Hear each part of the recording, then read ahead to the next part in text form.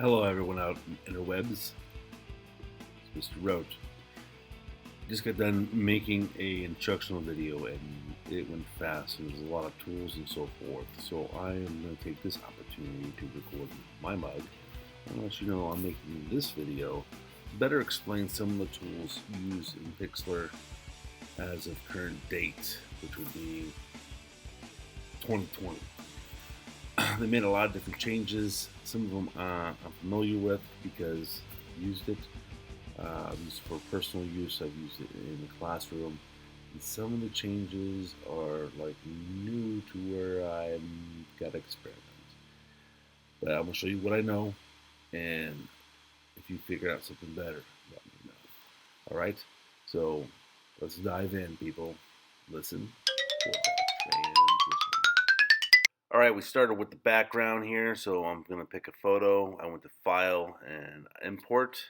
So I'm going to take this in there. It's going to create another file up on top, uh, and you can see the different images that you can use and click back and forth from them. I'm going to pick the brush. I like the brush. There's all the tools are up there for the size of the brush, whether you want it to take away or add to what you want to screen out. That screen tool that you see on the left hand side that's highlighted is a wonderful tool.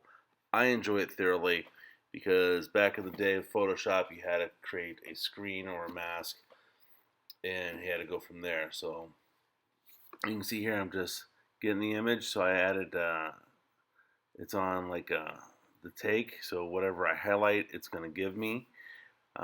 And what I don't want to highlight, it will not give me. So you can see here I'm just highlighting the car all the way around and building it up using my finger. Now,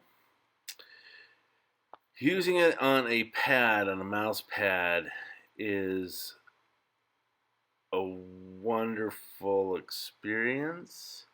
No, it really isn't. It's a little hard. You might want to use your first finger to click down and use your second finger or your middle finger to move the mouse around, but you really don't have like great control as you would with just using the first finger, but you can get more of a surface area. So if you're doing big areas, use the two finger method of using the first finger down to click on the pad and then the second finger to move the mouse around on the mouse pad so you can get areas.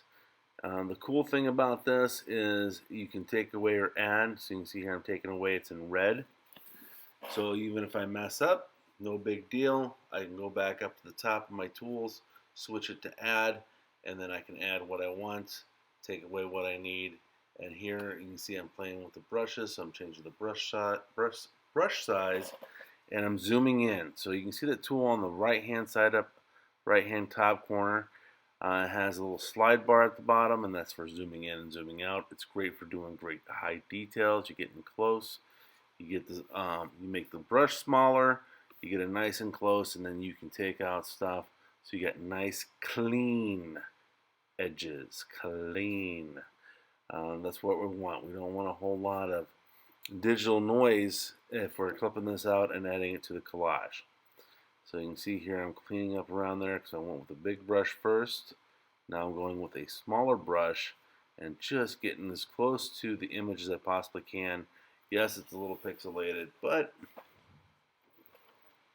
you can see where it kind of ends and where it stops, where the background begins. You can get really close in there and still have a nice looking product. It's not overly pixelated. There's not too much over digital noise on the image that I'm doing here. And you can see when you make it smaller, you see the whole image. Your eye blends everything together, so you should be pretty good. So I like taking like larger images and going around, just kind of getting an outline as best I can, and then take care of the outside, then go in with the sharper tool and do all the cleanup and get really close to the edges so that I have that to add. This job, this is going to take you a while, especially without a drawing tablet. if you had a drawing tablet, it goes a little easier once you get used to it. But doing the mouse pad, or if you have a mouse for your computer, you can use the mouse. A mouse is definitely better than a mouse pad. It's still like drawing with a brick.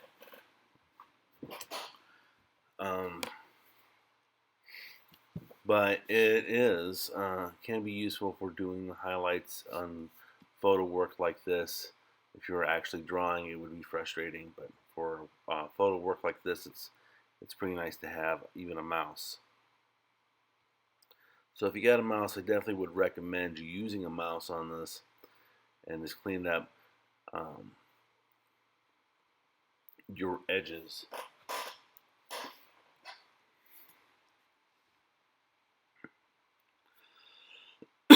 Excuse me, I'm sorry, I'm coughing. So you can see I'm just cleaning everything up. You want everything nice and clean. I probably should have done a little bit better on the editing process of this and slow down certain areas and sped up certain areas. But I wanted to get this out as quick as I possibly could. So, pretty much you have the explanation you need to touch up your photos, so we're just clipping one of them out. Once you get done and you've cleaned it up entirely, then you are going to clip it and import it into the other section. And how you're going to do that is you're going to go up to the top, and there should be, you're going to go to your tools, you're going to go to your tools to the right, and there should be like a magic wand looking kind of a thing. And you're going to click on that, and then you will click on the background, and it's going to highlight all the background into a clipping path, or like the marching ants, however you want to call it. And it's going to select everything that looks like that. You're not going to cut that out. You already cut that out. But you're going to use that right there as a basis, and then you're going to inverse. So you're going to go to like layer or abilities, and then you're going to inverse it, and then it's going to select your car. You copy it, you bring it into this, you hit paste, it creates a whole new layer, and pow, you are done.